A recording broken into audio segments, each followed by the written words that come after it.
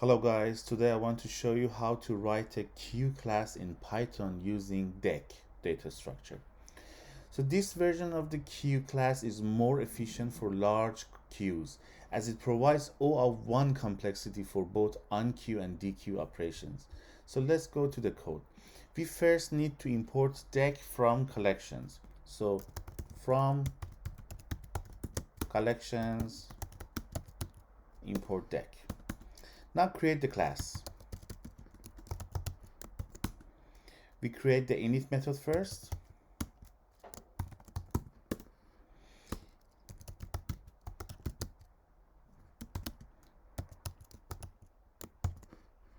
We initiate the items as type Deque. Then the first method is empty.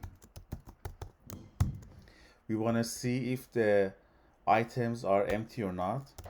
So we return length of self.items. If it's 0, then it is empty. The other one is onQueue method.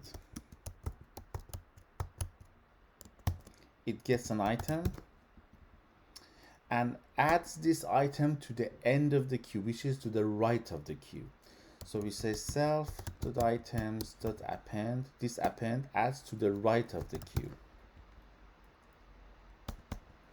Now deque. Here we extract the first element, which is the element on the left.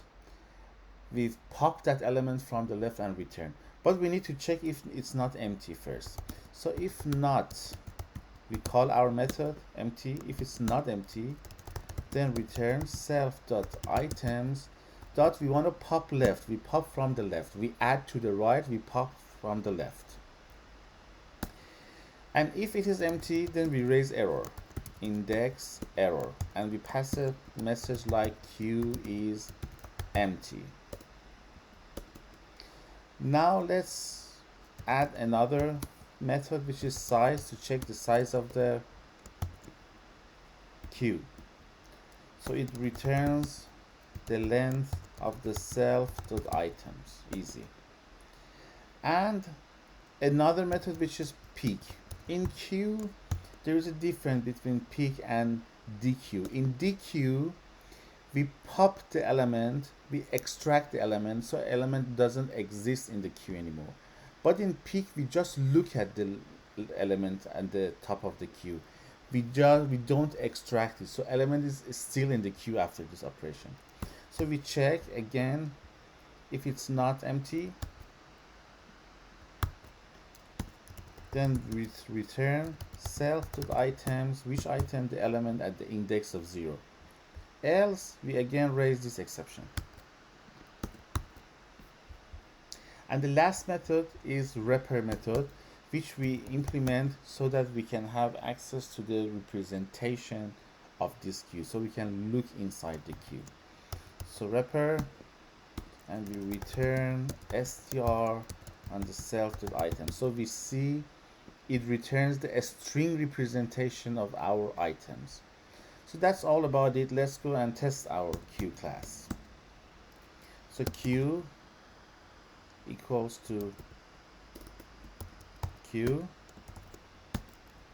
and queue.onqueue 1, queue.onqueue 2, and queue.onqueue 3.